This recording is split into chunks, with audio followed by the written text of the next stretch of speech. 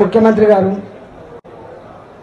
ఏదో పెద్ద మార్పు వస్తుందని చెప్పి నీకు అధికారం కట్టబెట్టిండు, పేన మీద నుంచి పూలబడ్డ అవుతుంది, ఎందుకు ఇట్లా ఆలోచిస్తున్నారు అని చెప్పి చాలాసార్లు మాట్లాడితే ఆయన ఇంకింత రెచ్చిపోయి అన్న మాట ఏంటంటే, ఎవరు చెప్పినా వినను, నేను నాకు నేనే నిర్ణయం తీసుకుంటా, పక్కా కూలగొట్టవలసిందే, మొత్తం బుల్డోజర్లు పెట్టవలసిందే, అడ్డమచ్చినోని బుల్డోజర్ కింద తొక్కవలసిందే, కూలగొట్టవలసిందే. ఇది ఆయన స్టేట్మెంట్. నేనన్నా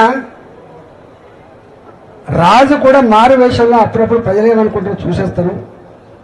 సరే నువ్వు రాజు కాకపోవచ్చు కానీ నీ కింద ఇంటెలిజెన్స్ వ్యవస్థ ఉంది, వాళ్ళైనా నీకు చెప్పుంటారు కదా ఇక్కడ ఇట్లా ఉంది అని చెప్పి చెప్పుంటారు కదా, ఎందుకు మీరు వింటలేరు అని చెప్పి మళ్ళా ఇట్లా స్టేట్మెంట్ నడుస్తూనే ఉంది.